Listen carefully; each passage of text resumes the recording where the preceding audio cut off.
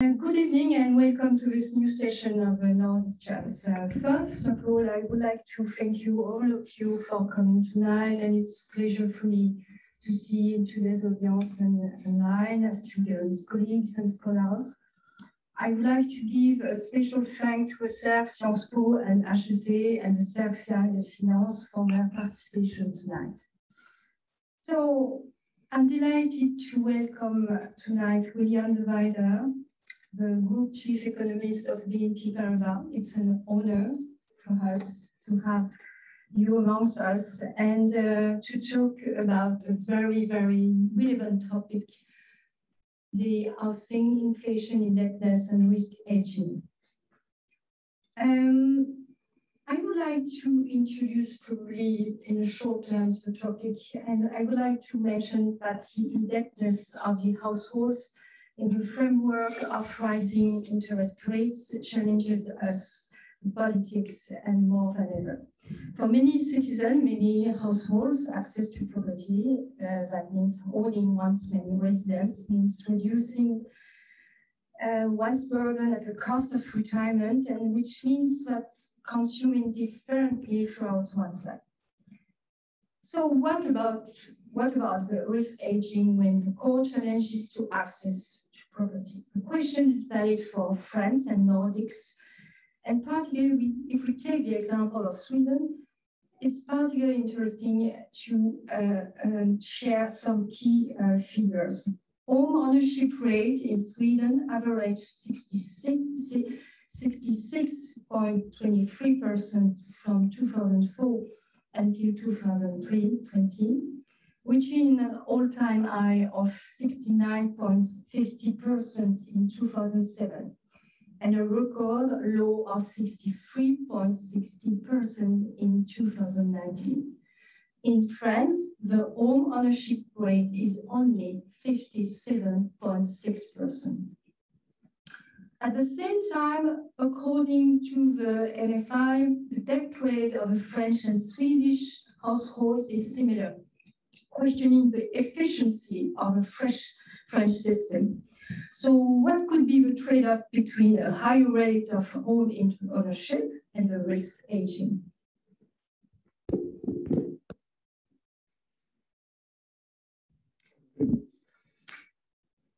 Well, it's an honor to be here, to speak to you in the room and also to speak to you via Zoom.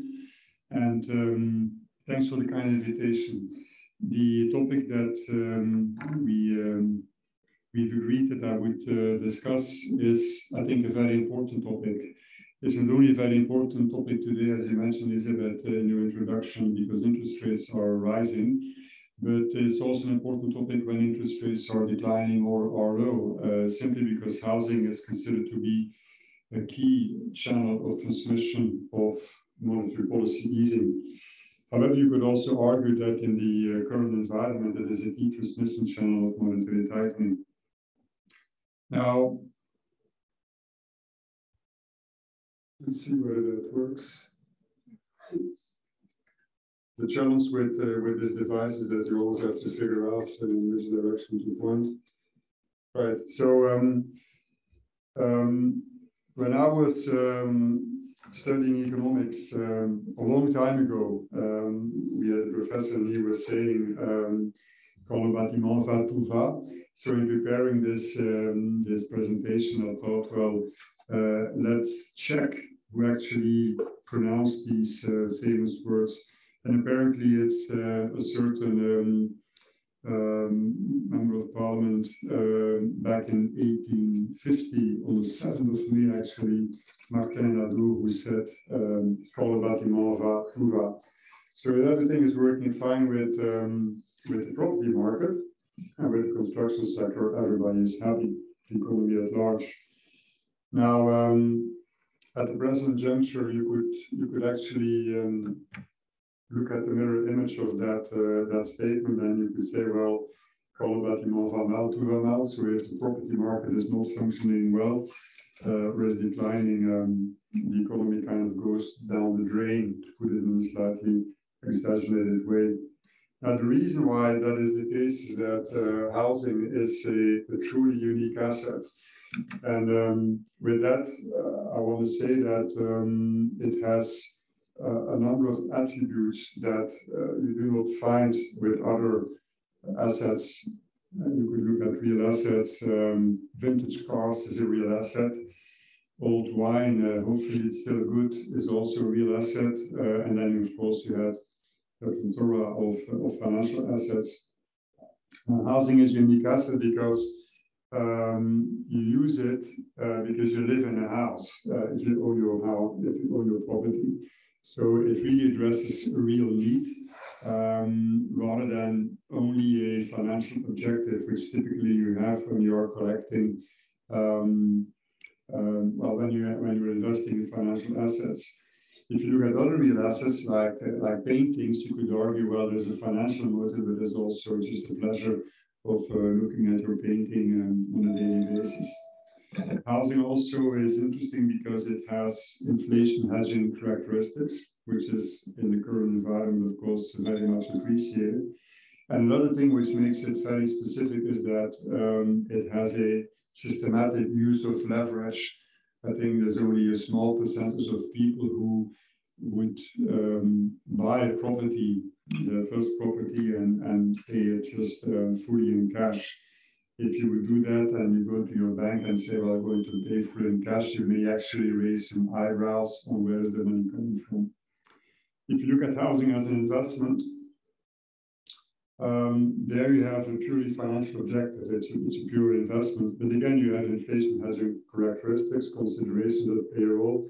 And you have also typically the systematic use of leverage. What is important if you look at housing as an investment is that you are working in a market where you have a lack of transparency. And this is very important. So on the supply side, it is challenging to come to grips with what is the construction activity, what is going on in the city where I plan to make an investment, what is still in the pipeline, although the signs are not yet visible. You do not see the cranes yet appearing in the street. And also on the demand side, it's very difficult to make an assessment of what is the true state of the demand. Will it be easy to find tenants and things like that? So what that creates is a very challenging environment because you have a market that is using leverage, but where the demand side is difficult to assess and where the supply side is also difficult to assess. And it means that typically you will have overshootings, you will have a risk of having bubbly environments, and then a risk, of course, if it turns out that the demand was overestimated or that the supply was underestimated, you would then have price corrections. And even though your assessment of demand could have been correct and the assessment of supply could have been correct, monetary policy can also change the dynamics very significantly.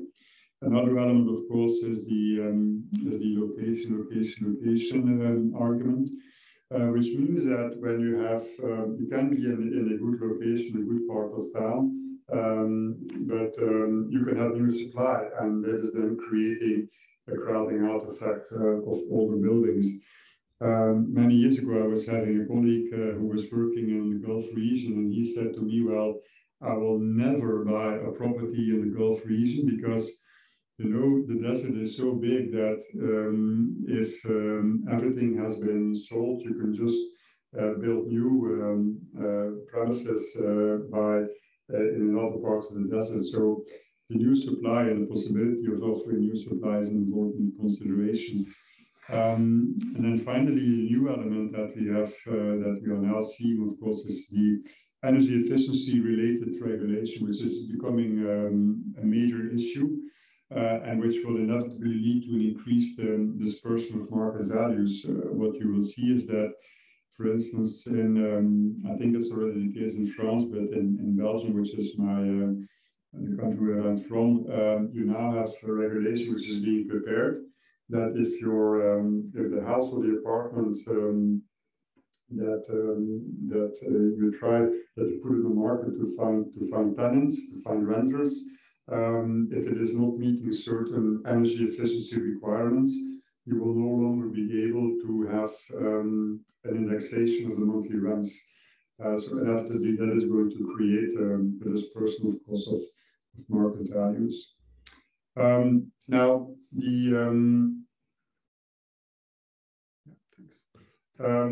if you think about housing, you kind of you know where to start, but you do not really know where to end in terms of the topics that you could address. One element is interest rates, of course, the effect of interest rates on housing, both in terms of value, but also in terms of construction sector activity. Mind you, I'm only talking about residential, I'm not talking about commercial real estate. The inflation hedge issue, leverage, collateral value, equity extraction, negative equity, valuation, intergenerational considerations, population aging, and climate change. Actually, the only part that I will not be covering is climate change and how it relates to housing, because I consider what I've just said about regulation and a kind of the forced increase of energy efficiency is about what I want to say about that. But if that were not enough, you can also add economic policy dimensions, which you find in the four angles of the screen. You have monetary transmission, you have financial stability and considerations. You even have regional economic policy, which is also an important element, and you have distributional consequences or distributional aspects. So I will try to cover most of these things, which is a bit of a full plate. So I'll get cracking at it right away. So the next slide shows you the kind of the heart of the matter. And by the way, if when you're attending via Zoom and you say, well, what do I do? Should I take my cell phone and start taking pictures of the screen? The presentation can be made available, of course, afterwards, so that avoids that you would start scribbling down things. Now, this is a slide I kind of like because it just reminds us of a kind of a, could call it an arbitrage relationship. It's coming from a working paper a couple of years ago of the Bank of England, and which really explains to the left of the screen what the user cost of housing is. And the user cost of housing is that, well, how much does it cost to own a house? And then how much would you get if you would own a house, but then you would rent it to somebody? And then you could argue, well, actually, if I have a decision to make, either buy or rent, where's the equilibrium? So the starting with the left, the user cost of housing is a function, of course, how much does the house cost? That is PH, that is the real house price, and then you multiply it with what you find in brackets, and it depends on the risk-free rate of return. Obviously, it depends on the cost incurred to maintain the property. It depends on, there's a delta, it depends on the property taxes, that is CT. It depends on net taxes on the owners of the property. It has a negative relationship, hence the minus term, which depends on the expectation of future real capital gains. And then there's a risk premium, because of course, if you make expectations about capital gains, you're not sure about that. So there is a risk premium. Housing, sorry, is a more risky investment than, for instance, buying high quality government bonds.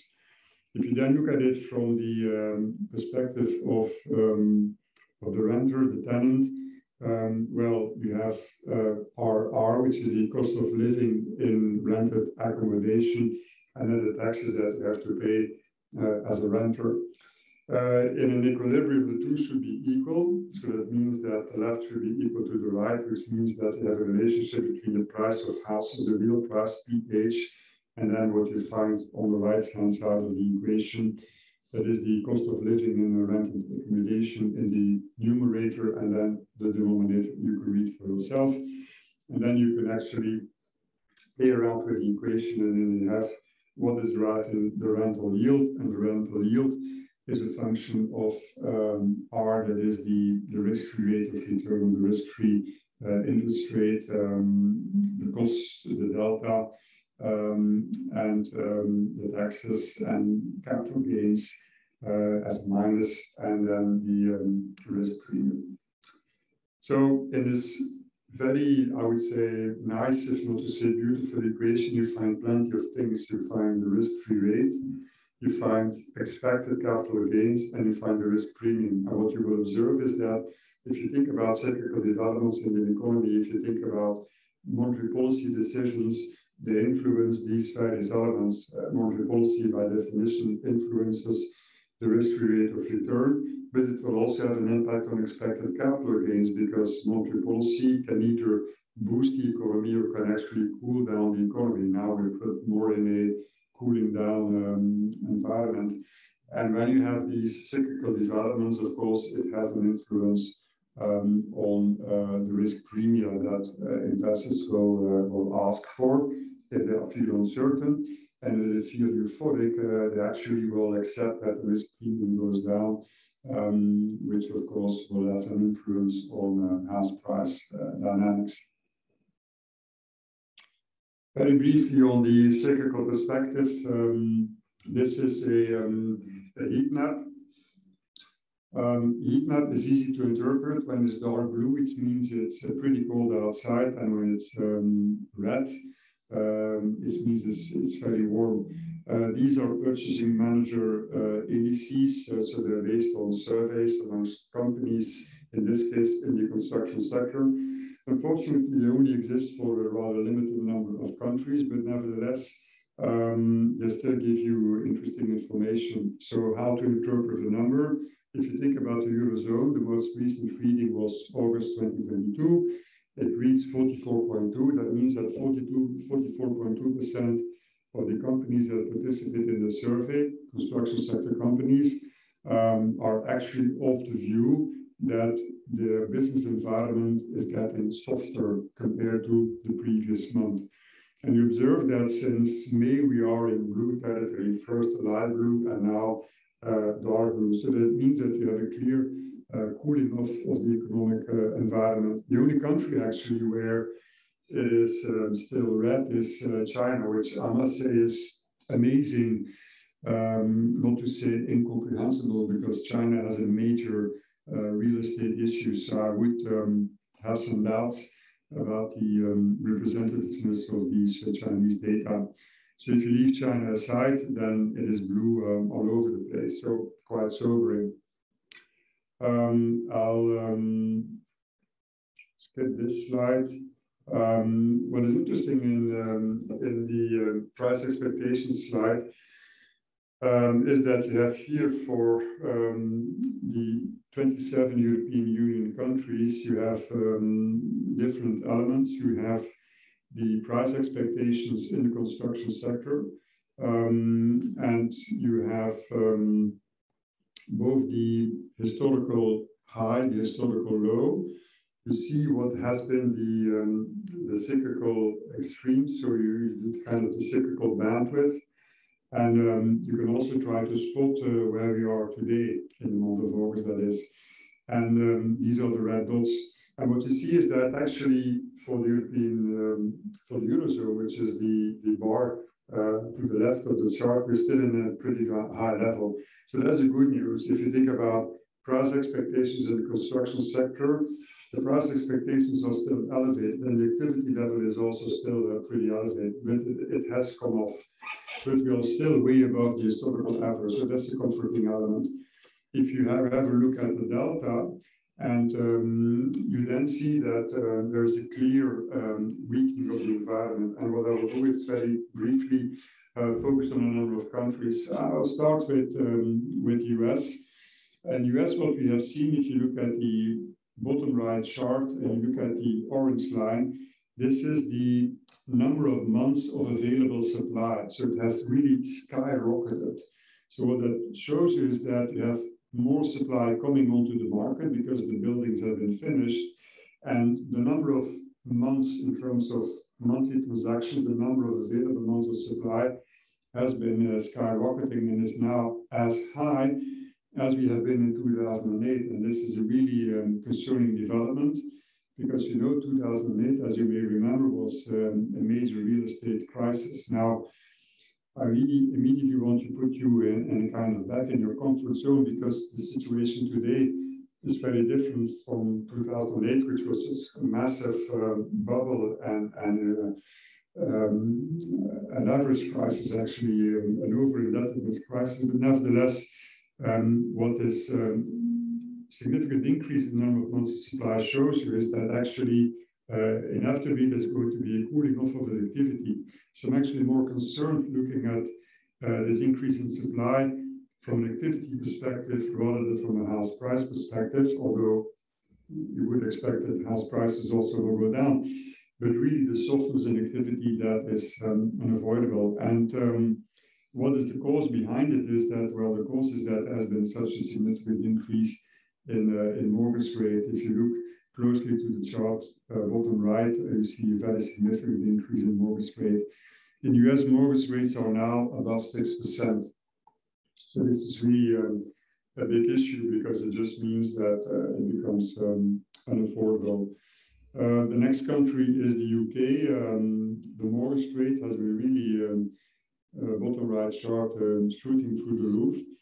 And it comes really after an environment, bottom left chart, where the activity has been rising very significantly and where house prices have also been rising very significantly. The next chart is Germany.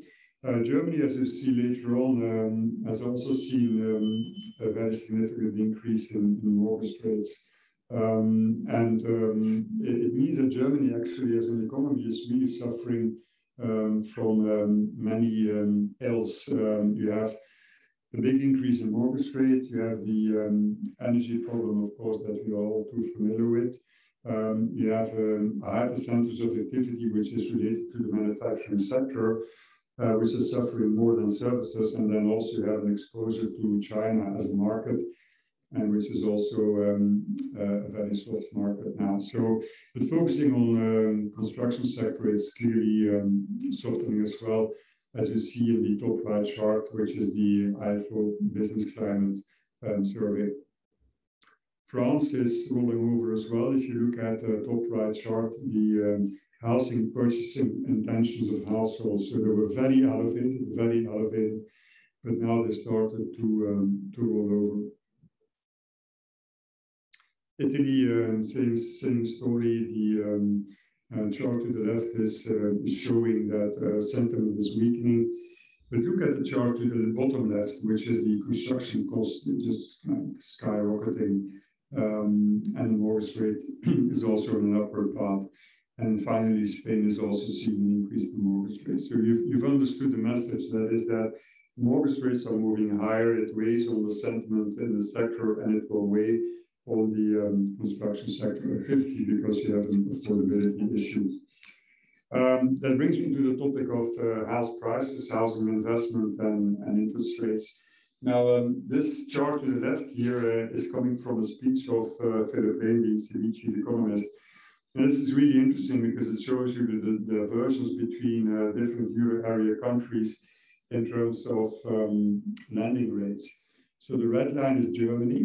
So in a matter of months, because it stretches from January 22 to July, we've moved from about 1.4% mortgage rate to 2.8%. This is just a huge, let's say, colossal blow in terms of housing affordability, because what it means is that in an environment where, of course, income has absolutely not followed that path, that the amount of money that you can borrow has, of course, declined very significantly. Italy has also seen a very significant increase. And the one that is lagging actually is the light blue line, and this is France. And France is lagging when it is a market where there is ferocious competition between banks. But the other reason is also that you have the taux d'usure, which means that there is a cap on how fast mortgage rates can rise. And in a way, it's a kind of delaying the adjustment of the mortgage rate, but it will continue to increase. So there's no doubt about that. And then, of course, this brings us to questions of, well, what is this going to do to house prices? What is it going to do to construction sector activity? So the chart to the right shows you an estimate by the ECB using different models of what is the impact of a 10 basis points increase on in terms of the real mortgage rate on house prices. So so you see that you have, if you take the most aggressive model, which is the green one, you have 1.17. So this is the impact on house prices, so 1.17% decline. If you have a 10 basis points increase in real mortgage rate, I'll let you do the maths. If you look at Germany, that moves from 1.4 to 2.8. So this is a 140 basis points increase in mortgage rates.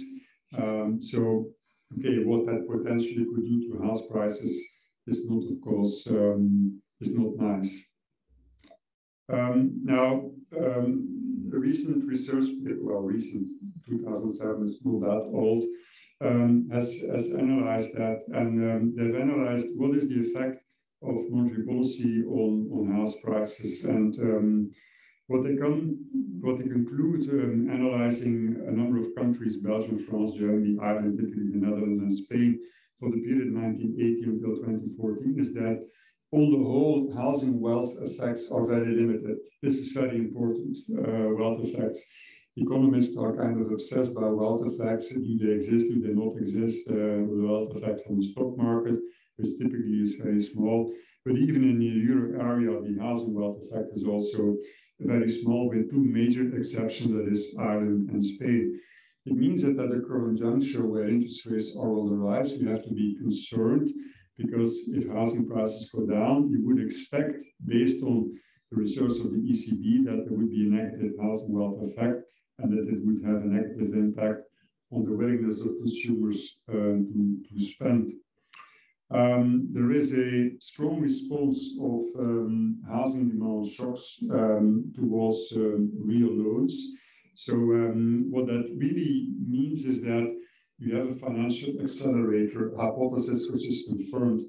Now, for those who are still, let's say, at school, I guess you are familiar with the financial accelerator hypothesis. What that means, if in case you're not familiar, what that means, it really the kind of inventors, if I can say, of the financial accelerator, or Ben Bernanke, the former Fed chairman, and his colleague Mr. Gertler, and so they have kind of proven empirically that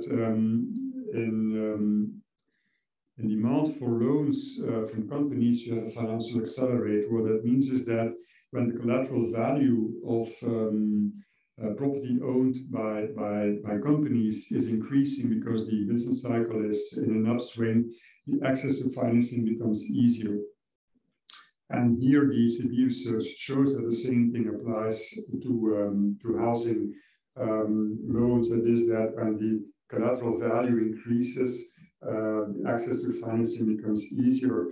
And this is really important, as I will show later on, as I will explain later on.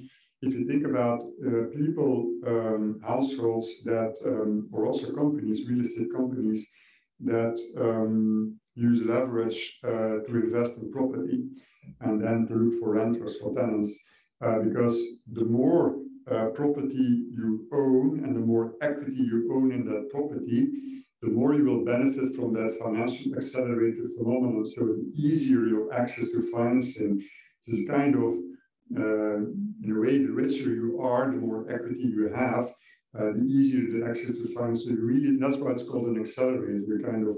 You have a positive, you have an upswing in the economy, you have affordable housing still, and then you have the collateral value that increases, and that really makes it easier to access financing. And then the other element is that house prices play an important role in monetary policy transmission, because easy monetary policy means that you have an uplift in house prices, and a tight monetary policy has a negative impact on house prices. Mind you, it does not have a negative wealth effect, but yeah, it does have a negative impact on house prices, and it has an impact on the collateral channel. Now, what you observe is that the effect of mortgage rates on housing market dynamics is actually dependent also on the initial level of interest rates. So when you are in a low interest rate environment, which we still are, to be clear, we still are, what you then see is that the sensitivity of housing prices to interest rate increases is higher than when you're in a high interest rate environment. Now, for those who are familiar with the pricing of bonds, will recognize the same phenomenon. When you have low interest rates, low bond yields, it means that the duration of your bond, that is the sensitivity of the bond price to interest rate increases, is going to be higher. That duration is higher, that interest rate sensitivity is higher. And you see the same thing here with the housing market. So when interest rates are low, house prices are more sensitive. So you could argue that the duration of housing investments is also higher when interest rates are low. And really, it's a pretty significant difference. So the chart that you see here, the left chart to the left, shows you the impact of an interest rate increase, that is an increase of 1 percentage point in the mortgage rate in a, let's say, normal interest rate environment. And then I invite you to compare the charts to the left with the chart to the left. So let's start with the impact on house prices. To the left, you have an impact of, let's say, in the steady state of -5%. If you look then, starting from the left, when you look at the third chart, again, house prices, where you have an interest rate shock in a low interest rate environment, and you see that the impact is bigger. Now, importantly, if you then again start to the left with the second chart, that is the impact on housing investment. Housing investment, that is that residential construction activity, investments in terms of refurbishing houses and things like that. You then see that a 1 percentage point increase in interest rates has a negative impact, maximum of -8%. If the interest rate level is low to start with, the impact is twice as high. So this is kind of what you can expect in terms of a shock from interest rates, and that shows you how important housing investment is as a transmission channel of monetary policy. So these are important elements to keep in mind when we see the ECB hiking interest rates, as it will continue to do in the next several months. And you can actually extrapolate this to many other countries, Australia, Sweden, other Scandinavian countries, and also the US, of course. By the way, as an aside, it's quite interesting to observe that if you look at monthly changes in home prices, in Sweden, we have seen declines now, which are really reminiscent of historical declines, kind of, let's say, to the right of the distribution in terms of the extent of monthly declines, and the same thing applies, by the way, in Australia.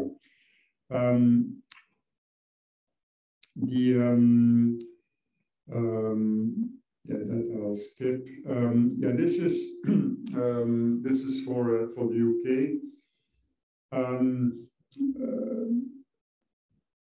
I just want to check, you don't need the full slide, but I want to check that I'm not mixing up the, yeah, indeed, I'm mixing up, sorry. So these are for the US, apologies. So what you see in the US is that there is a really profound impact of mortgage rate increases, on mortgage rate changes, sorry, in terms of the housing market, and I would say less in terms of house prices, which is the chart that you see to the left. But look at permits. So permits increased very significantly, existing sales increased very significantly, and residential investment as a contribution increased very significantly. So this is when mortgage rates are going down. So you could actually put it in kind of in reverse. So when mortgage rates are going up, you can look at the mirror image of these dynamics, whereby I would argue that the impact will be bigger, because typically when interest rates are increasing, you have confidence effects that also play a role, uncertainty effects that play a role, The required risk premium, if you look at it from an investment perspective, also increases. So I would argue that the expected impact of a mortgage rate increase on these four variables will be bigger than in case of a mortgage rate decline. So again, this is something that we need to keep in mind as a key channel of transmission in case of a monetary tightening. Now, one of the interesting longer-term developments that we have observed in recent decades, actually, is the trend increase in house prices. And here I'm referring to that staff working paper of the Bank of England, where that beautiful equation came from. And so they look at the past 40 years, so that brings us back to, 1982. Now, over that period, we have seen a real estate crisis. Actually, the interesting thing about the property market, which I think is a very fascinating area of research, or simply of economic analysis, is that this is an area you have recurring bubbles. So if you look in history at specific countries, what you will observe is that actually the same country can suffer from a bubble, say a number of decades ago, and then 2 or 3 decades later, it's again a bubble. So we're kind of not really learning from what you should call past mistakes. And I think the reason why you do not have that learning phenomenon is that it's very difficult to kind of control dynamics of housing markets because of the reasons that I mentioned. The systematic use of leverage. The second point is that difficulty of coming to grips with what is the supply that is in the pipeline. And the third phenomenon is the element of trying the difficulty of understanding the true state of demand. And then the final element, which I think one should add as well to that kind of list of factors that make that space prone to bubbles, is that you have the crowding out effect. So new supply will crowd out all dated property, unless you're working in a very specific environment. If you look in Paris within the périphérique, try to build a new apartment block within the périphérique, that's going to be a bit challenging. So I think that is offering a high degree of protection, of course, to what I just described. Now, what's interesting is that the key driver of that long bull market so that's the one I was looking for, in real house prices, has been the trend decline in real interest rates. So what we have seen since the early 80s is a trend decline in real interest rates for a number of reasons. One, nominal interest rates have gone down because inflation expectations have declined, and the inflation risk premium has also declined. But in addition to that, real interest rates have also declined for various reasons. That is the increased demand for safe assets. Demography plays a role. Kind of a decline in the investment activity or investment rate has also declined, etc., etc. So what you see on this chart is that a number of countries have actually seen really spectacular increase in real house prices. If you just look at the black line is the US. Admittedly, there was the bubble in 2006 and 2007, but otherwise, when it started in 1980, it has actually been a long uptrend with some volatility and with a crash, but nevertheless a big uptrend. And in particular, in recent years, there has been this massive acceleration. The index is set at 100 in 2015, and easy monetary policy has also, of course, played an important role in kind of creating that demand for real assets. You also see that in a number of other countries. Canada is another example, Germany, and really a major exception to that quote unquote is Italy. France, actually, interestingly, has also been a bit so and so. And then the one to really pay attention to is that That means it's kind of, it's not a rule cast in marble. Is of course Japan that has had a massive property bubble in the 80s that then was actually deflated by the Bank of Japan. The Bank of Japan embarked on a monetary tightening to deflate the property bubble.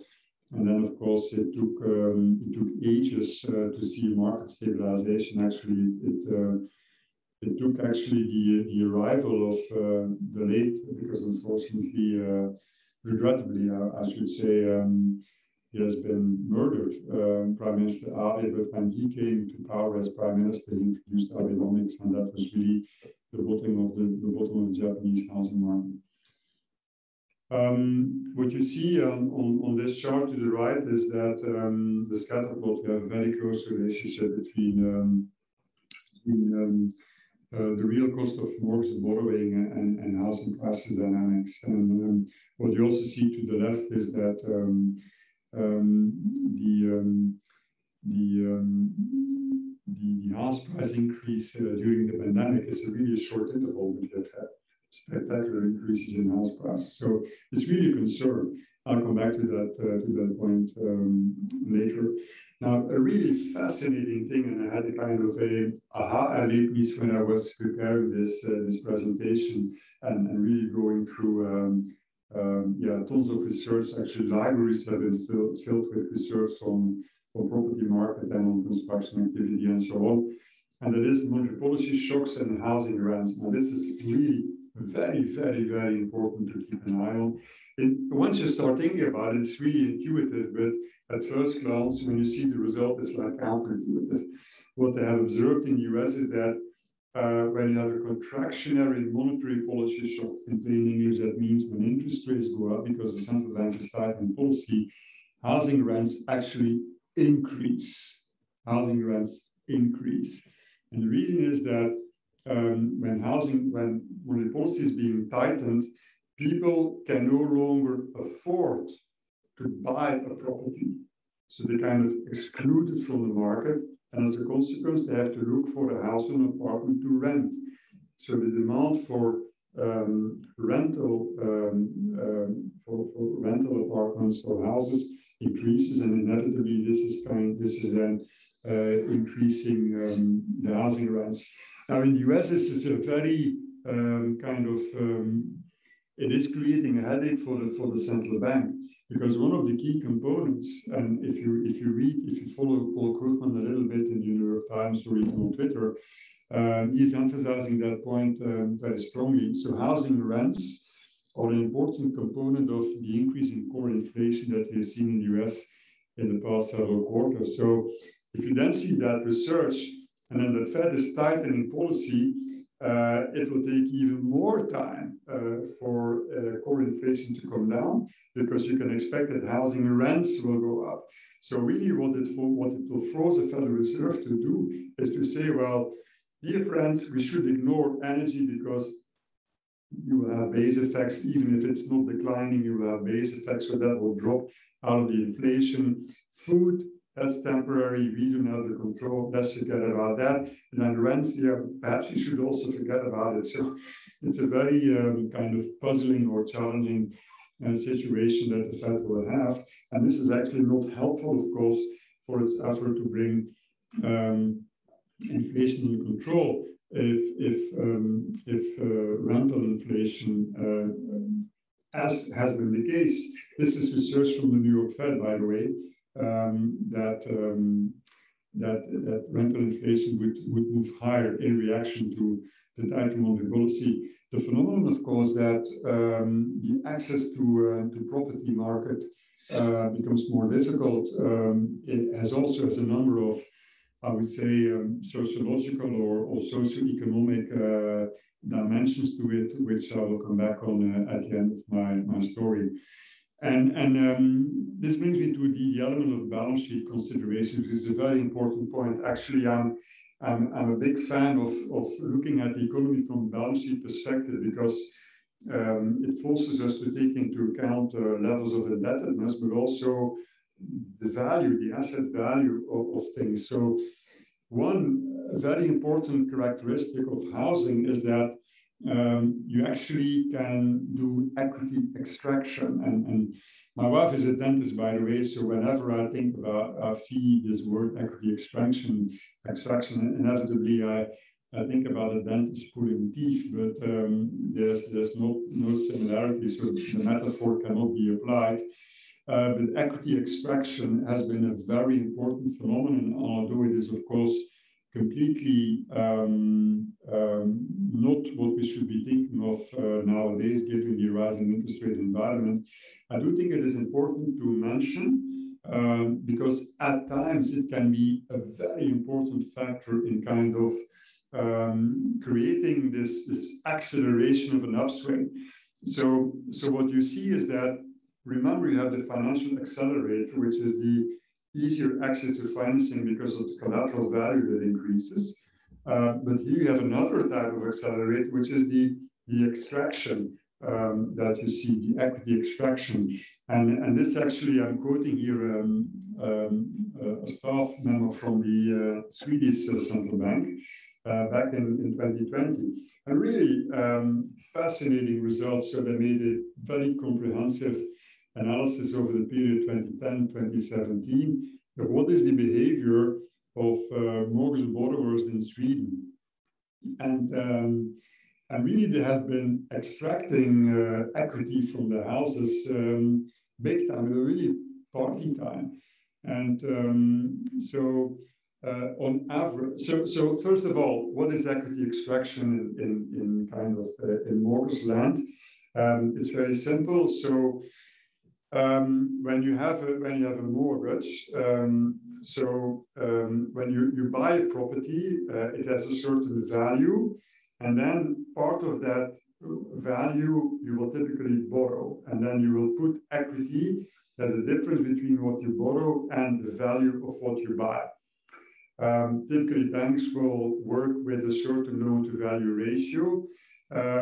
In really boom times of the economy, in a low interest rate environment, and when competition is ferocious, certain banks may even go as far as to have a loan-to-value ratio of 100%.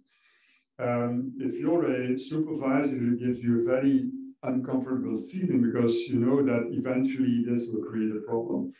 If you want to have more problems down the pipeline, you will have bullet loans, which also exist. They are very popular in Denmark. Possibly in Sweden, I don't know in Sweden, but in any case, I know for sure in Denmark they're very popular. This is also begging for problems because what happens with a bullet loan is that you take out the mortgage loan and you actually pay back. You do not amortize the loan, and you pay back the capital, the full value at the end of the loan. If you want to have more problems, you have a variable rate loan, because then it's dependent on the short-term interest rate. Typically, when you're going into an economic recovery, central bank policy has been eased a lot, so you have a steep yield curve that gives an incentive to go for short-term interest rates. And people forget, of course, that when you take out a loan, it has like a 25 years of maturity, while the business cycle does not last 25 years. The monetary cycle does not last 25 years. So you know for sure, certainty, that at one point there will be an increase in short-term interest rates, which typically will be very aggressive, and then you will have refinancing that you have to do. Not refinancing, your interest charges will go up big time. I think, by the way, this is a very important point of attention in the euro area. To look at in which markets that you have a bigger proportion of variable interest rates, and this is something that with the team we're now working on to come up with a mapping of that phenomenon. But to come back to home equity extraction, so what happens is that when the interest rates go down on mortgages, you kind of say, "Oh my goodness, I should have waited to buy the property." So what happens is that when interest rates go down, think of that Bank of England very nice equation that I showed earlier. When the risk-free rate goes down, the value of the property will go up, but also new loans will be less expensive. So what happens is that when you have taken out an old loan, you will benefit from the increase in the value of your property. So that means that the equity that you have in your property will go up, and you can then negotiate with your bank and pay the charge that the bank will charge you, the cost that it will charge you, take out a new loan at a cheaper interest rate. With that new loan at a cheaper interest rate, taking into account the cost that the bank has charged you, you then could do something with the money. You could then say, well, for instance, I'm going to put a pool in my backyard. I remember visiting the United States in the full upswing of the property bubble, and you saw even signs along the road.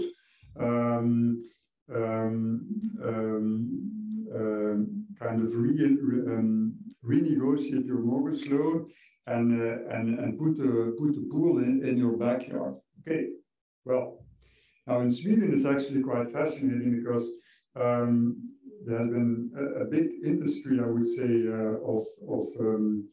of equity extraction, and because you can also take out a new loan. And with the money, not put a pool in your backyard, which really increases the value of your property, but let's say buy a new car or buy a work of art or travel around the world and so on. So on average, the borrowers who have extracted equity increased their mortgage debt with 20%. Okay, and middle-aged households with relatively high incomes and high levels of debt tend to extract more equity. That's obvious. When you have a high level of debt, you will benefit from mortgage rates going down. When you have high income, that means that you will also have financial assets, which gives you a bit of more relaxed situation to say, well, I'm going to extract equity from my mortgage, and I will do this to buy a fancy car.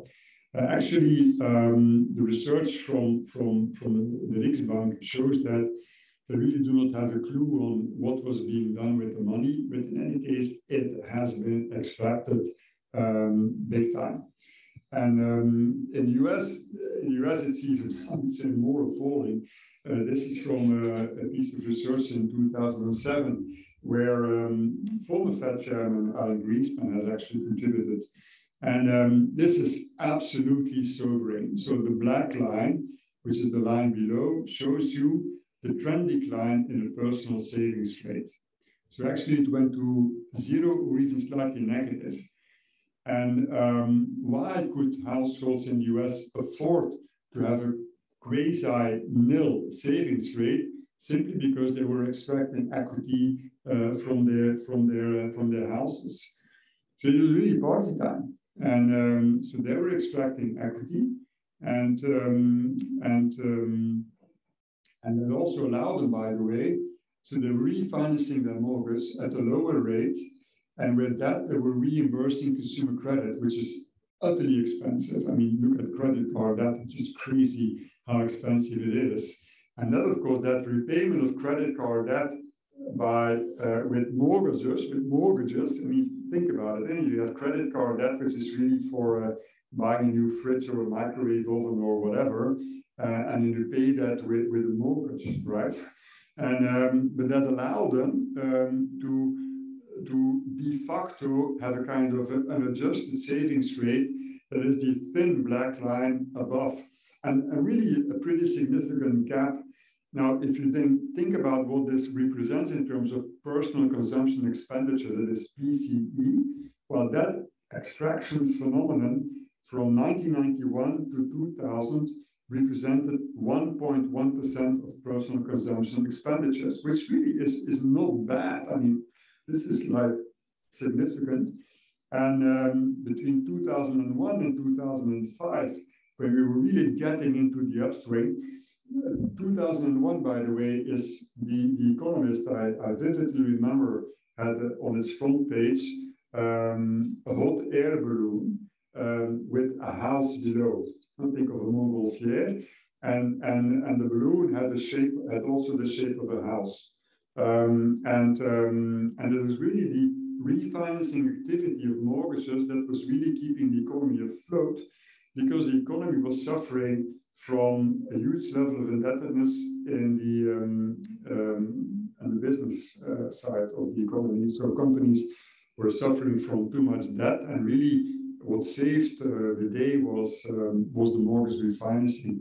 And so between 2001 and 2005, the annual equity extraction from the housing was 3% of personal consumption expenditures.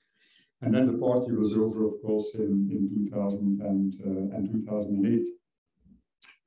And that brought us then into another topic. So back in 2008, I was again in the US. It was a period that I went to the US quite often. I remember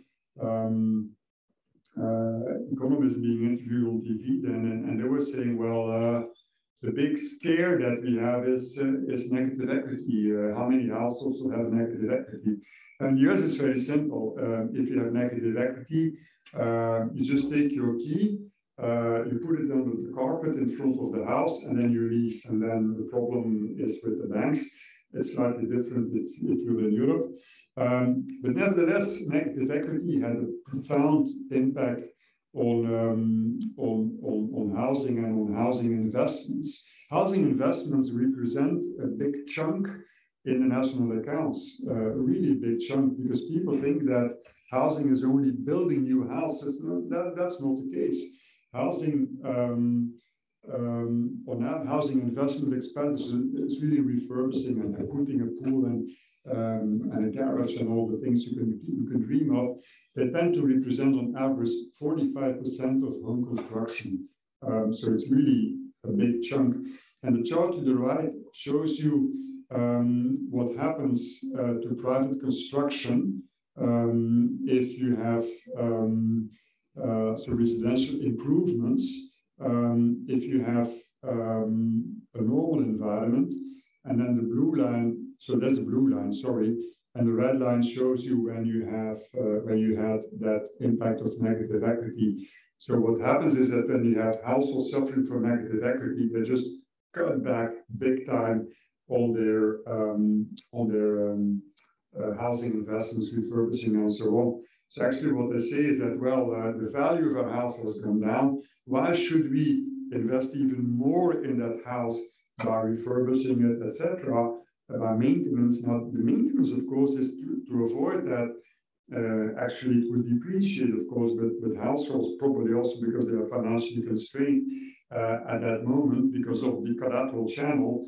Then they just say, well, okay, I'm going to hold off, and they cut back on their investment activity to the tune of 75%. So when you look at these numbers, this is really sobering in an environment where the Federal Reserve is saying, well, hey guys, I'm going to hike interest rates big time to bring inflation under control. Wealth effects, yeah. Well, on wealth effects, remember that study of the ECB that was saying that with the exception of Ireland and Spain, you do not really have a wealth effect. Now, this study was I thought was like pretty interesting as well. So they use a panel of Dutch households. So why is it interesting? The Netherlands had a massive property crisis between 2007 and 2014. This was a period when I was going to Amsterdam. So what do you talk about with the taxi driver? How's the business? Okay, that's about the obvious question to ask. So they were all complaining about housing. Really interesting. So they was complaining about housing. I remember back in the boom times before the global financial crisis, you took a taxi in the United States or in Canada, and then they asked you, hey, hi, what business are you in? Where are you from? First question, okay, because they understand, they hear you have an accent, so I'm from Europe. Okay, what business are you in? Banking. Interesting. What area of banking? I was I was running investment teams as a global CEO back then. I'm in investment management. Okay, well, what should I do with my investments? Should I buy gold? I mean, this was really the environment. So between 07 and 014 and 2014, sorry, the Dutch taxi drivers were all complaining about housing prices. So the house prices dropped 27%. 27%. I can tell you, even the colleagues, they were also complaining about it big time, because you really kind of say, well, why the heck did I buy a house 3 years ago when now it's like going down? And it's the kind of it's like when you buy equities and afterwards it turns out that you bought too early. Easier said than done, of course, and to do the right timing. And you say, why the heck did I buy equities then? And I should have known. So, and they found a positive relationship with durable consumption in particular. A 10% change in home values leads to a 0.7% change in household consumption for home owners, with a negligible response for renters. And this is actually quite fun. I mean, this is really, anybody who is in doubt about should I buy or should I rent, you have to look at this thing here, of course, because if you're renting, okay, you couldn't care less that the house prices are going down. I mean, why? So obviously you have no direct effect of house price declines on your consumption spending patterns when you're renting. If you're an owner, then of course you say, well, although I would argue that a 10% decline, only 0.7% impact, that's not that much, I would say. Young and middle-aged are more sensitive than older households. And that's again, understandable. Why are older households then sensitive?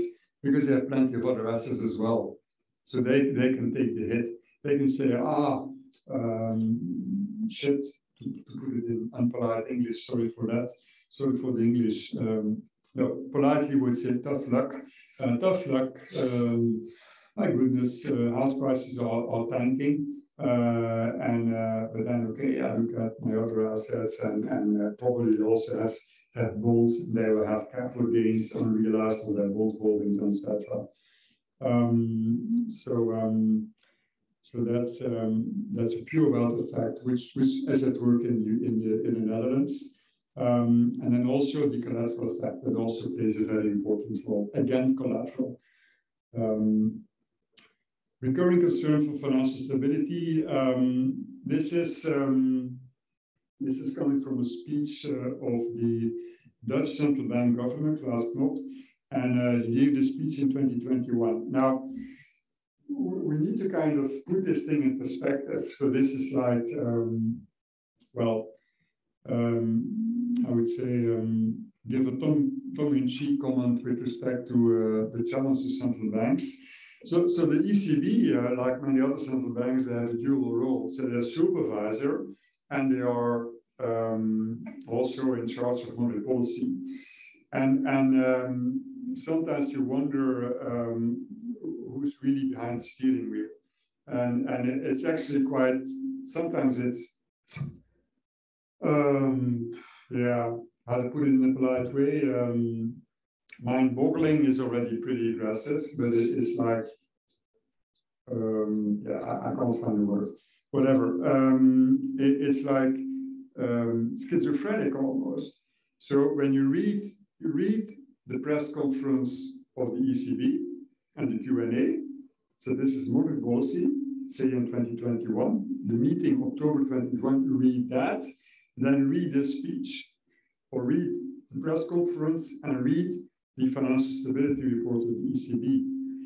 It's just like, and by the way, I'm not shooting at the ECB because they have a dual role. The same thing, by the way, you see at the Bank of England, the same thing you see in the United States. Sometimes I say to clients, well, if you really want to know what central banks think about the situation, you should read the financial stability report. And then they really have to kind of make moves and twist and whatever, dance around the typical, around the whole stuff, because they cannot really say that we're in a bubble, but at the same time they have to warn that, yes, if this and this happens, etc. So what is the Dutch Central Bank governor saying back in October 2021? This exuberant rise in house prices has more to do with the Dutch households' borrowing capacity. Now, why is the borrowing capacity elevated? Because interest rates are utterly low. This was an environment where nominal bond yields were still negative thanks to quantitative easing. And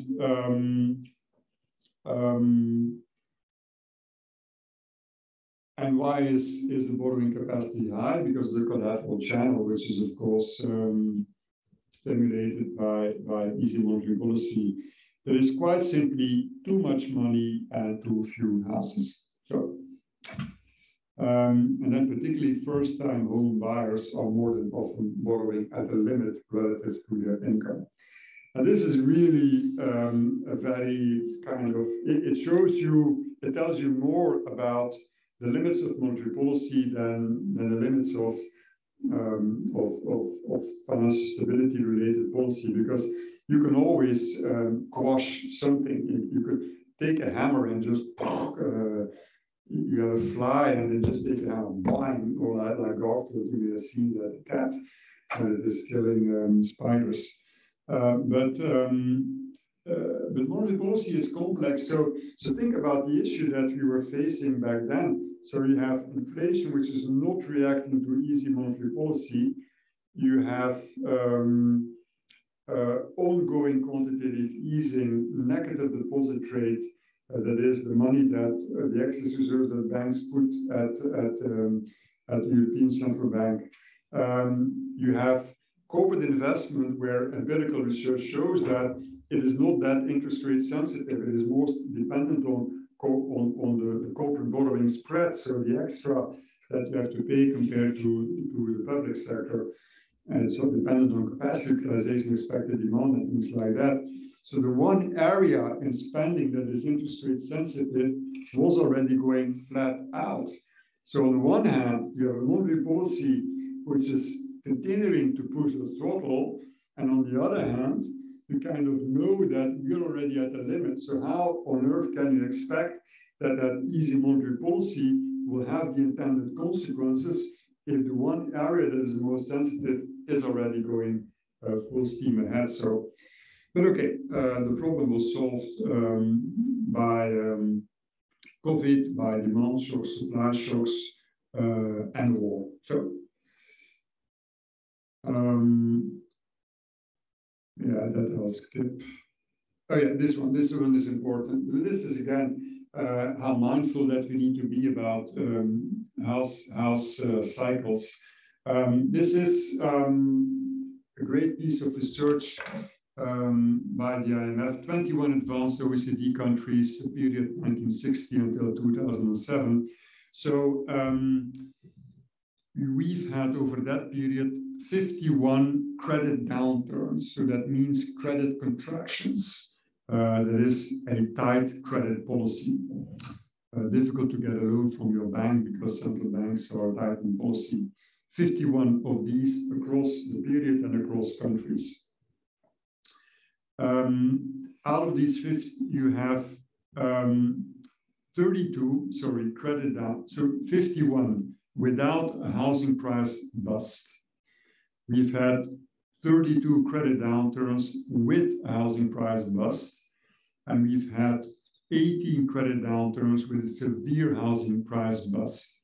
So that means that we've had 51 credit downturns without a housing price bust, and 50 with a housing price bust, either normal size or severe. So in a way, what it tells you is that if you look at all the credit downturns, there were about an equal number without a housing price bust and with a housing price bust. But if there was a housing price bust, they were lasting longer and had a more severe impact. So understandably, there is a real concern of financial supervisors about trying to avoid housing price busts. So I would say good luck, because we're in a monetary tightening environment, big time. Totally different topic, in a way as promised when you think about all these stars in that around that or that circle with all these smaller circles around it. Population aging. This is something relevant to keep in mind because, as you know, in Western societies, well, the rule is going to be population aging, and so this is I thought pretty interesting. This is again from the IMF. So they have looked at Japan. They've looked at Japan's disappearing cities. So they found a positive correlation between population growth and house prices. Positive correlation. So tough luck. If you have population aging, it means that the weight of the older cohorts will increase. And that doesn't bode well for house prices, of course. The magnitude of the house price decreases that is associated with population decline is larger than the magnitude of house price increases associated with population increase. So you have an asymmetry. Now, what's also important is that they're really hammering on that point, the importance of policies to promote growth across regions. This is also known as la désertification in French. I guess in English the word exists as well, I hope so, the desertification, which is a pretty well spread phenomenon. You have it in the US, you have it in Europe, in France, in Germany. You need to have a country of a certain size, but I'm from Belgium, a small country, but you can really find in Wallonia, for instance, villages where just the number of properties that are for sale is just humongous. Now, the desertification, what that means is that the property value is going down even more because of population aging, because you have no new economic activities that are being developed in that part of the country. So I think from economic policy, there is really a major effort that needs to be undertaken to avoid this desertification. For those participants who read French, and I can really advise you to read the novel The Prix Goncourt of 2018, Les enfants après eux, ou leurs enfants après eux, which is really 550 pages. It's really a fantastic novel, and it is really situated in a kind of a northern eastern part of France and Alsace. And which is really a de-industrialized region where the author, honestly, I forgot his name, but it's Prix Goncourt 2018, and he describes in a really fantastic way what that does to the elderly population, to the middle-aged cohorts, and in particular to the younger people, say between 18 and 24 years old. And this is just like, look at this slide and then read that novel. Highly recommend it. It tells you more about economics than kind of certain textbooks. So rural development is avoiding desertification is must be a big ambition of economic policy. Research from a Japanese university is also confirming that there is a relationship between population aging and house price developments. So why, by the way, is this important? Well, if you think about housing as a store of value, so a lot of people, as they grow older, they realize that they live in a house where the children have left. So they may live in a house where you have 4 bedrooms or 3 bedrooms, 2 bathrooms, big garage or whatever, and then say, what do we do with all this space? I mean, it's too big, and there's no way that I can do all the cleaning and what have you. And I cannot afford to have people do this job for me. So I'm just going to sell the house. And in their asset liability planning, what they had in mind is that a big part of the assets may actually be in that house that they own and in which they live.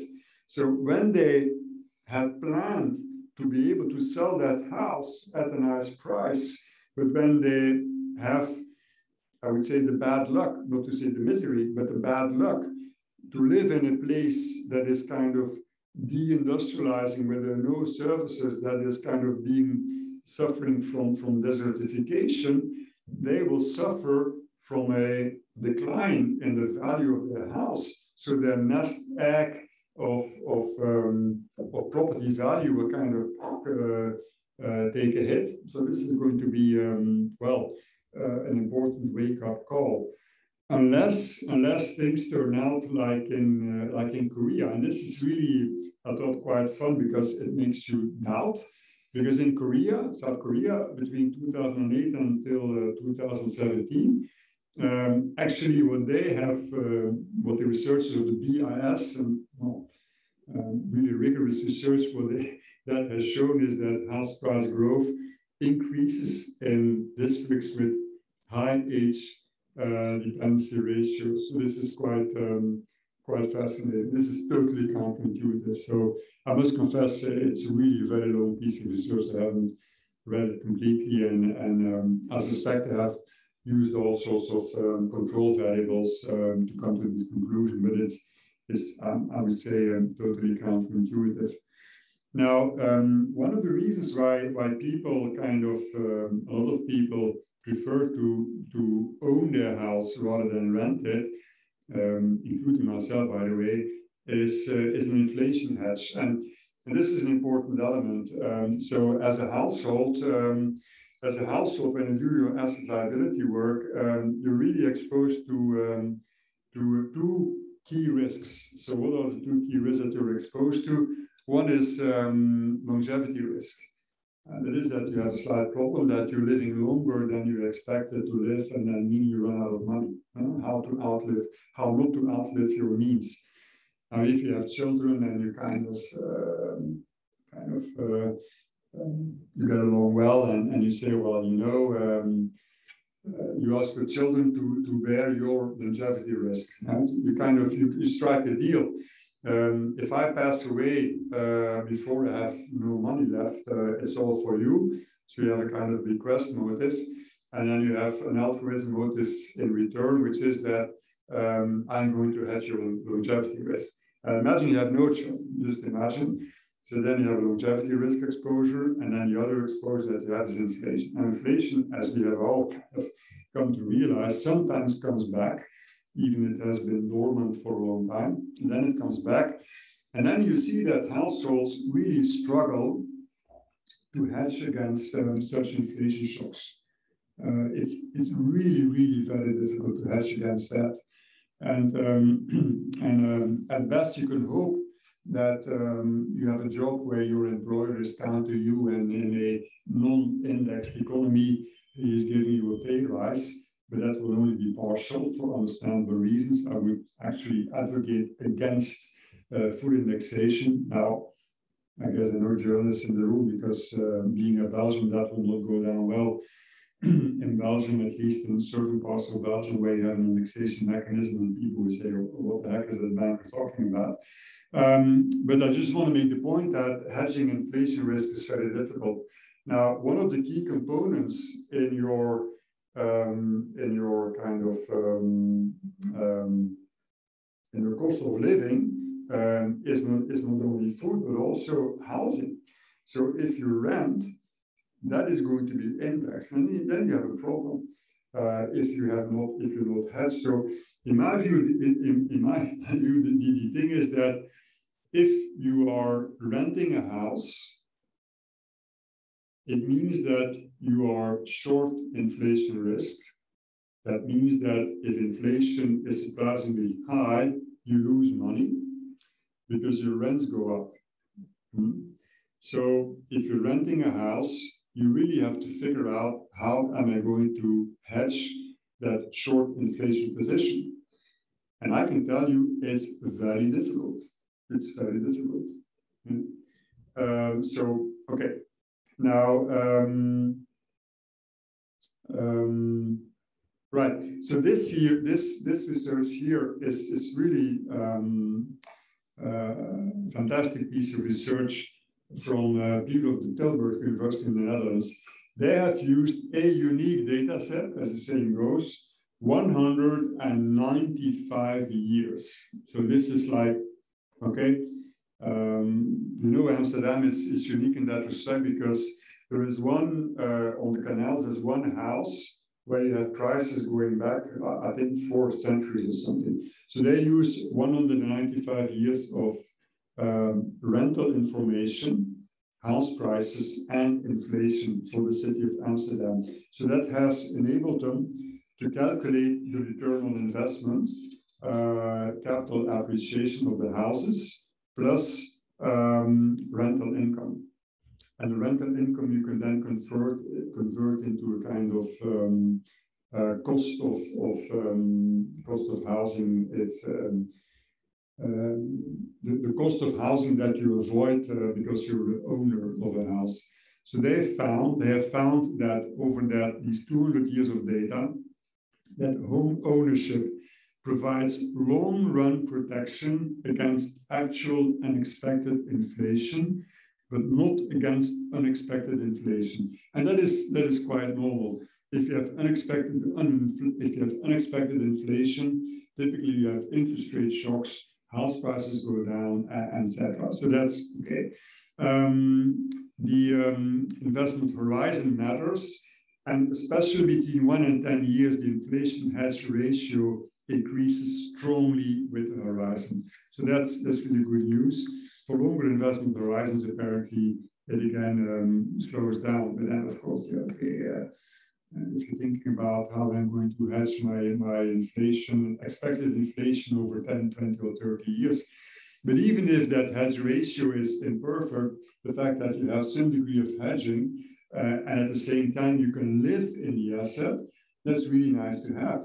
Because if you're renting, the only thing you can if you're renting, it means that you don't really like real estate. I mean, okay, I think you would be out of mind if you would be renting a house and then invest in listed real estate. Well, why would you, right? So you would then go for, say, standard equities, classical equities, and that's going to be a pretty interesting ride. And then the hedging quality, inflation hedging quality of equities are not bad, but I would expect that will not be as good as for real estate. By the way, I'm not making a plea here that you should buy a property if you're renting today with your eyes closed, because if you expect housing prices to go down, then simply wait a little bit and then buy at a cheaper price. Challenge for economic policy. Well, why is it a challenge?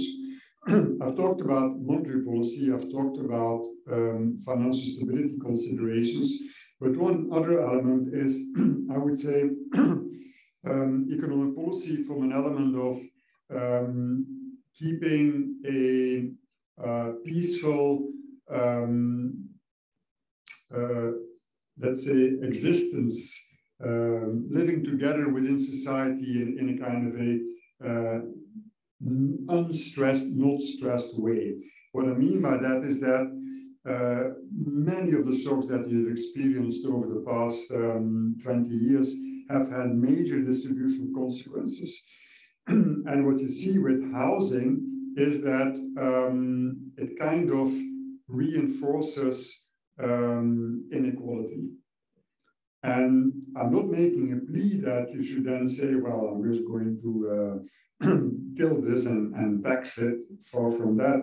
But just, we need to be aware of that. And what research by the Fed of San Francisco has shown, they call it dynastic home equity. So what you see is that children of parents who can extract equity from their mortgage will access property for the first time far more easily, far more quickly than children of parents who cannot extract mortgage equity. And again, it's the collateral channel. You see that in Europe as well. I mean, children want to buy a property. And then they go to their bank, and bank says, well, how much are you making, etc. And then the children will say, yeah, by the way, my parents, they're financially, they're not in that bad a situation. Actually, they can help me because I can use part of their collateral as well. So that's dynastic home equity. So what that creates is an issue of, well, we need really to have a policy that thinks about affordable housing. In the US over the years, what we have seen is that the first-time access to housing, that has increased trend-wise because the affordability has come down. So this is, again, also sobering. Another reason in the US why that has increased, of course, is that because young graduates, they just carry too much student debt. Okay, so you first have to pay off your student debt. You have to pay high rents, and then you have to build equity, save money. So to have enough equity to then take out a loan that really matches the loan-to-value standards. I mean, good luck, huh? That also explains, by the way, why there's a high degree of cyclicality in household formation. That is why people stay with their parents in an economic downturn, which also explains why rents go up for those who cannot stay with their parents. And then house prices and economic growth, that's the story of house price cycles that are accompanied with a banking crisis, can be very expensive. But the other thing is, as well, is that, and this is also very interesting, I thought, is that when you have house price declines, actually subsequently they are instrumental in creating a favorable housing in a favorable economic growth environment. And again, when you think about it, this is logic, because when you have a housing market that was overheated, that means access is like impossible. Then it cools down, you have a house price declines, affordability improves, interest rates have come down, and then even people who do not benefit from dynastic home equity can still afford to buy a house or make the refurbishments, etc. And this is then going to be instrumental in creating an uplift in the economy. So there's actually a silver lining if house prices go down somewhat to some degree. And it's a kind of, well, the self-correcting mechanism of society. So with that, I mean, yeah, I can close the story here. I think I've covered everything on this slide. I had promised not to talk any longer about climate change. This is not because it's not important, it's actually crucially important going forward because of the big efforts that homeowners, be it as their single home ownership or multiple if they use it for investment purposes, they'll have to make a lot of investments, in particular the latter category. And this is also something, well, can be supportive for demand, but at the same time, it will entail a cost, and it can have big impacts in terms of the value of houses as well for those who have done the investments and those who have not done the investments. So with that, I arrive at the kind of the compliance space, and I'm going to stop here. Thanks for your attention. Thanks so much. It's a great lecture, and I think now it's time for questions. Maybe you hear me. So thank you. Thanks. It was a great lecture, and I would like to open now the time for questions. I think can people Zoom ask questions? Yeah, sure.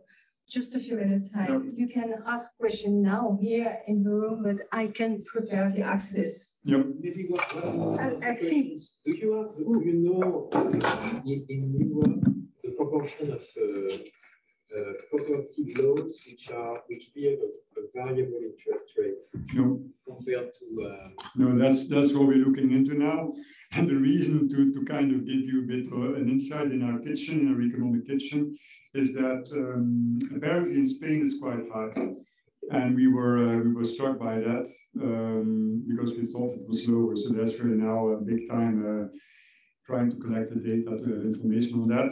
As I mentioned, it's a key element in the transmission channel of monetary policy. And of course, it's also a key element that that banks will need to keep in mind when they assess the riskiness of their loan book. And maybe another question on the debt, the default on the debt. Do you already observe an increase of the default rate, with, particularly in the US, I don't know, with uptick in the interest rate?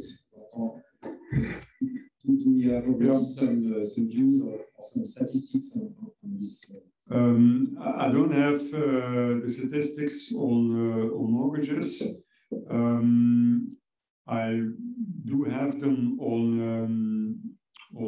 credit card debt and consumer loans, and there it remains at a very low level. There's a very slight increase, but still at a very low level. So then, by extension, I would argue that I would suspect it would be even less in terms of mortgages. And the reason why is that you need a combination of factors to have this problem of rising defaults.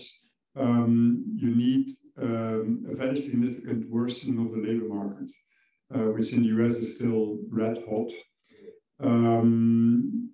You would need to have variable rates, so that's again the kind of the unknown, or the blind spot on the map for the time being.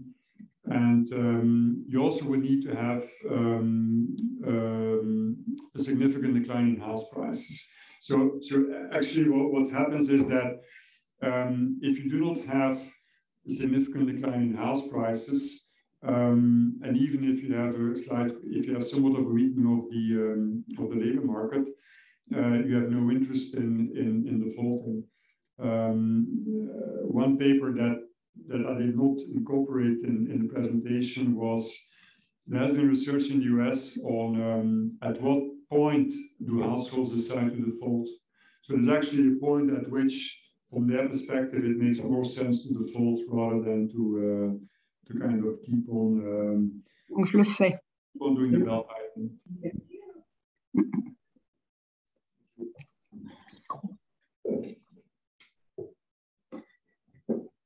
If you have any question, do not hesitate to ask. Normally, your microphone is open, but you can also use the chat.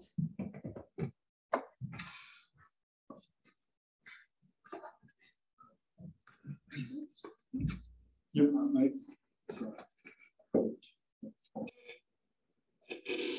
Thank you for this presentation.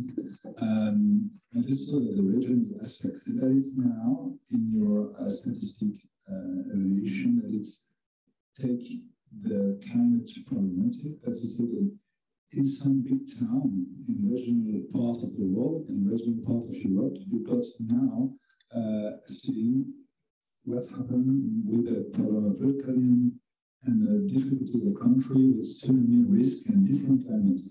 How is it actually stay in the evaluation or not? Is it still now or not? Because we know that since 20 years after a big reflection about that, many big towns, many big country has to the price, and it's created a very difficult to try to open on 20 years for the future the balance on equity between rates, risk on the town for the price for an apartment or for the houses, and what about that? What about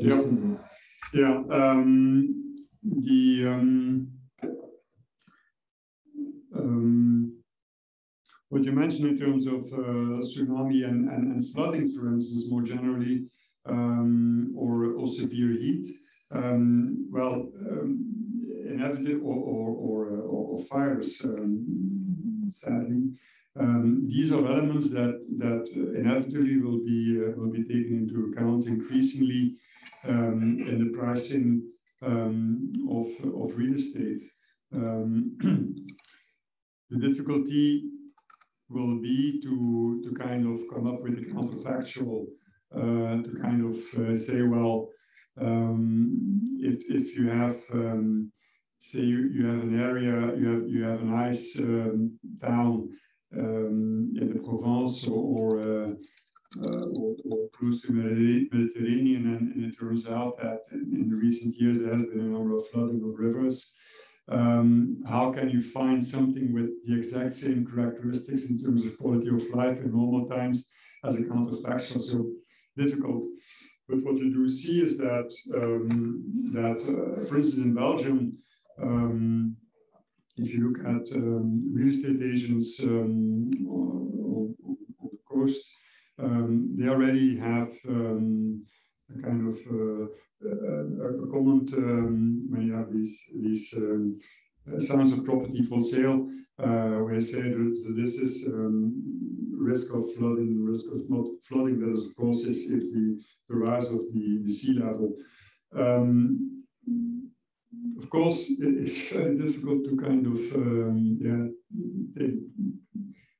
make an assessment of what should you do, because also you have the emotional value of owning versus renting, etc. The other area where you already see, where you will see an immediate impact is when regulation changes. That is clear.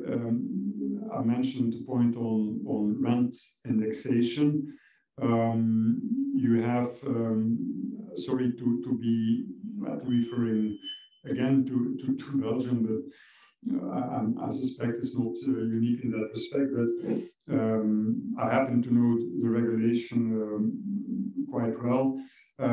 So when you buy a property and it's for renting, you look for a tenant, and it has a certain energy efficiency score, then it is mandatory to reach a certain level of energy efficiency within so many years. That's only the first step. And then a number of years later, you need to reach a higher level. And the Belgian Central Bank has analyzed what is the impact of that announcement. It's an event study. What has been the announcement on property prices? And you know what happens, of course. So it goes down for those properties that have suffering from a low energy score because it's an arbitrage. Everything is an arbitrage in life in a way, and you see it exactly. So you have one element of arbitrage, which is your question, which I would put under the banner of risk premium, or in that equation of the Bank of England, expected price appreciation. Yeah. And then you have the other one, which is regulation, where you can actually make a rather precise estimate. What is the cost of coming up to standard? And this is a real issue. This is a real issue because that's a big question about the balance for the Basel 4 or Basel 3. The equity of the bank in Europe, for example. Because the value of it's also the state investments of Banque is completely different. That you can have Société Marseillaise de Crédit, having a bank in the concentration that are the balance. Pretty great. Which well, based on what you just said, you know how it works. So indeed, the regional concentration is one of the issues.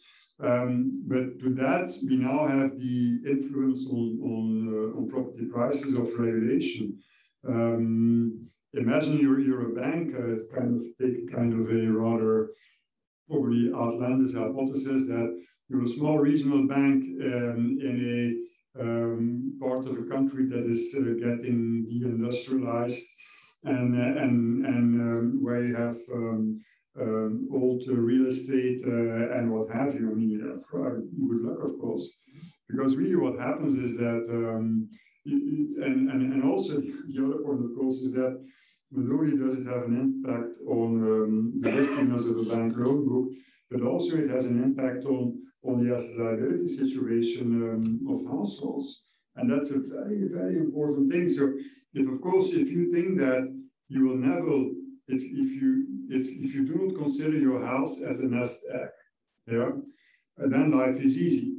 If you have a couple of millions on your bank account, well, why worry? I mean, there are more interesting things to do than listen to an economist saying about etc. or the debate on TV about these problems. But the point is that if house actually a household that is faced with a longevity risk at a certain moment, it's like a forward sale of your property, but at an unknown date. This is like, and so they own property by definition because they own it. So we've done this forward sale, but the forward sale is under the hypothesis of a certain price. And that price is necessary to actually hedge the longevity risk. I mean, this is really a pretty uncomfortable situation. I don't think people are, well, I don't know, I'm not going to say, but to put it in a very kind of polite way, I'm afraid that not everybody is aware of the problem. And that you then kind of have a wake up, oh my goodness, I'm going to take a hit. So the only thing you can, in a way, it's like a negative, it's another negative equity situation that you have, because then you own your property, so you have it's 100% equity, but the negative equity arises from the fact that you still have so many years that you have to fund, because you have to go to a Nepal that is costing a fortune, and then you have a longevity risk. I mean, there's some advice to be done there, to be made. If I would be running a TV show, I would really talk about that, but the audience would drop and there would not be publicity revenue. So I think the TV channel would say you can stop after two shows, but this is a real issue. Do you think property prices will go down following the increase of interest rates? I mean, in the US, in Europe, etc. Yeah. Any view? Well, the direction is the easy call. The amount, the extent, I have no idea. Yeah, the direction I could not see, given the rise in mortgage rates and the softening of the economic environment. I could not see an environment where situation where house prices would not correct. But it's coming with a lag, because first it needs to dawn on people like but I think let's say that the scissors effect is already at work, of course, in terms of the access. That's very clear. We were going to the limit before the rise in interest rates and mortgage rates. So now it's getting even more problematic. But what you also will see, and this is a very important channel, is that people who are considering to buy a property to then look for tenants, they will also hold off. And they will hold off because going back to the Bank of England equation, that arbitrage will not work because prices do not correct. And what's tricky about the property market is that you can actually have a market that freezes, where you have no transactions anymore, because those who will actually who are willing to sell but are not forced to sell, they're not kind of in a fire sale mode, they refuse to sell. And those who have the money to buy and are willing to buy are waiting for the price to drop. So as a consequence, you have an imbalance between the bid and the offer, and nothing is happening. And so you can have a situation that house prices stay where they are or hardly decline, and you have no transactions. So those who suffer are the real estate agents, of course.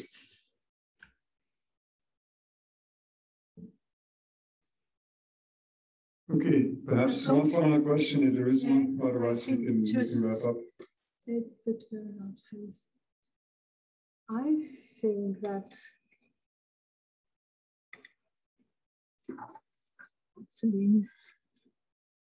there are no questions in this one chat. You get the final one. The final one. Oh, well, the mic.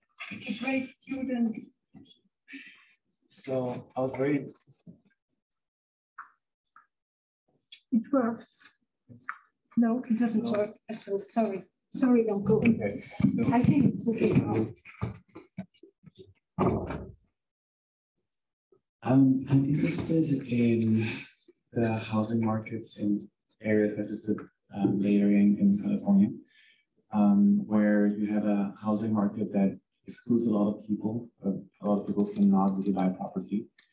How do you think that current housing trends and also crises, as has been previously mentioned, or for example, policies such as the one you mentioned in Belgium, how do you think there could be some policy answers or maybe natural occurring trends that are currently happening that could reverse that trend and allow for more people to be included in the housing market in areas with such hot, I would say even like prices where it's very competitive to even get rent, let alone property? Yep. Yeah, it's a really important question. So any type of I would say subsidy you give will be reflected in the price. It's as simple as that. And why is that? Because it improves the access. It lowers the bar. So it will be reflected in the price. That's also the point that you see when people go to variable instead, that people take out variable rather than fixed. Because when you take out variable interest rate mortgage, what happens is that your monthly payment, if you think about an annuity, will also be lower. You take on all of interest rate risk, as I mentioned, but because it will be lower, you actually can access the property market, whereas otherwise you will not be able to access it. So anything that is facilitating the access will have an impact on the price.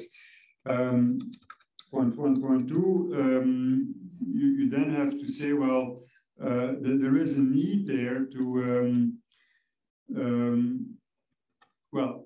so that's one thing. So to be a bit unstructured in my answer,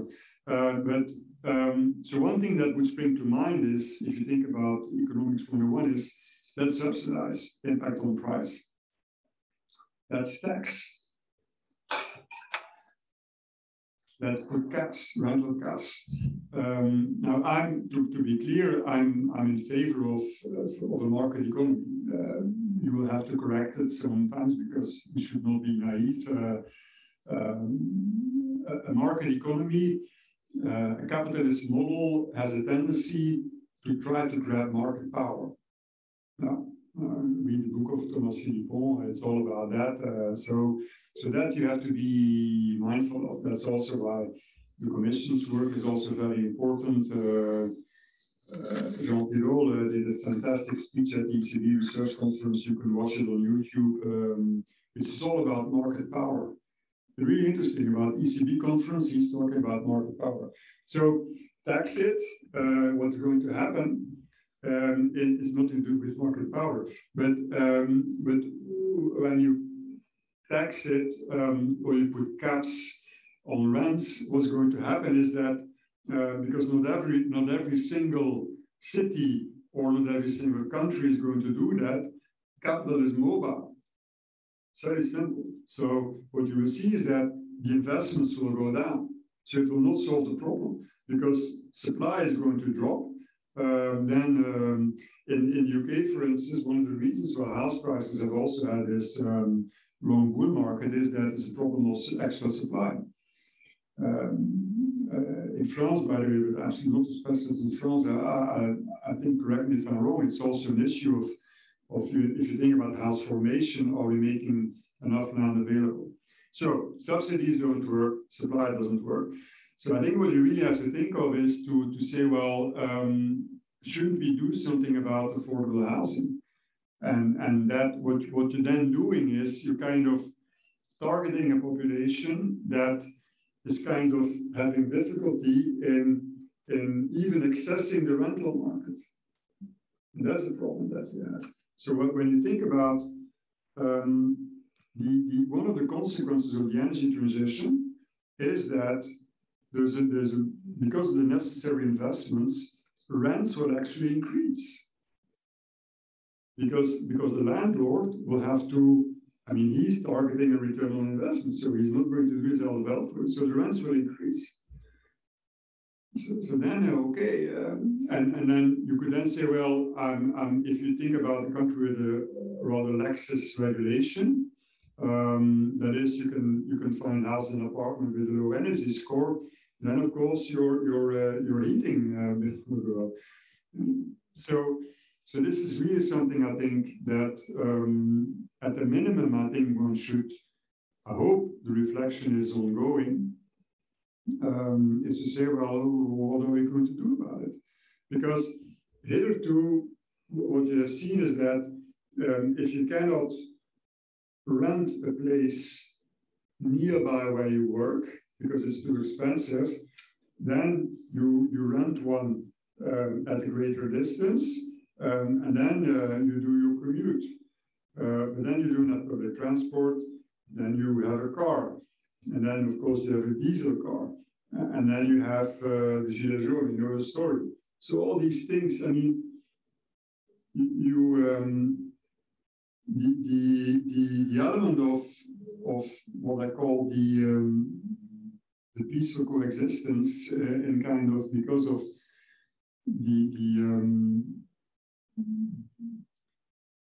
life is difficult for part of the population. It's getting more difficult. Does it mean that, socially speaking, it would be interesting to re-explore not the paternalism, but the sort of actions from companies in order to work on human resources recruitment, but also the conditions, the housing of the workers, in order to facilitate the access. It was the case in the previous century. In the 19th century. It's about also the social concerns and also the indicators like ESG indicators, that means social indicators. That could be interesting for the companies to combine the two topics. So that means retention of workers and also investment for the conditions of life of these workers. But in a new way, not in a way of paternalism or on let's say what we have seen in the 19th century, that I think we would need to have what you're also implicitly referring to. We need to have a modern version, 21st century version of that, because to construct to build houses that I don't see, but for all sorts of reasons, I just.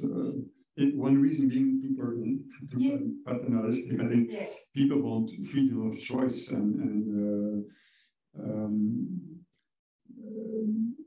another consideration for this is why I think a lot of people would be reluctant is that it reduces the labor market mobility. By the way, I forgot to mention this, but home ownership is a major break on labor market mobility. So if you have fluid real estate markets, then it's okay. But what is then really necessary is that you have that the taxation of property transactions is low. Now, if you would say that this is just to favor the capitalists. The homeowners, that's not what they have in mind, but it makes the market more fluid, because otherwise it's a transaction cost. And that's a break on mobility. That's really sad. But what you could imagine is that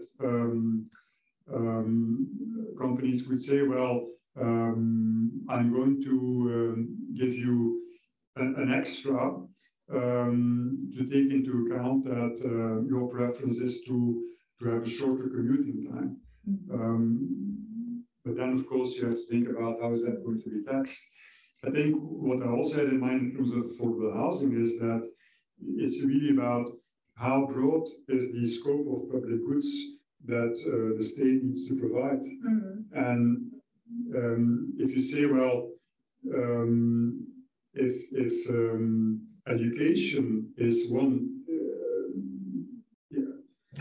I think security and education probably the most important public goods, education even more, because you can always walk away if it's insecure. But then you have to say, well, what's also important is that shelter, and to really think along these lines. But you must do it in a way that is not invasive. If you start creating a crowding out for the private sector, then I say I'm not. So what you need to look at is this part of the housing market where the private sector is actually not interested. So that is where I would look at. And I think that my guess would be that is the direction that we will be going, because we have this issue of access to housing, and it is the access to housing and its rents. This is both. California is exactly where you were example. It's the fact that in the US, I was watching a program last year or something. This was really utterly sobering. It was a lady. She was like perhaps 65 years old. She had worked her entire life, and she has some savings, and her only asset was a van in which she was living. And she was saying that if this van breaks down, then I'm on the street, literally on the street. And she had worked her entire life. So then I think you have to say, hey, we need to do something here. Yeah, sure. Thank you so much. Merci beaucoup. Okay, thanks. Thanks for the questions. Beaucoup de remerciements des personnes en ligne. Special thanks from Maxime Pouillet, who is actually in New York and is the president of HEC Sciences Po, so my colleague. And I would like to thank you. It was fantastic. Pleasure. So thank you. Okay, thank you very much. Now you have to tell me how we leave the building.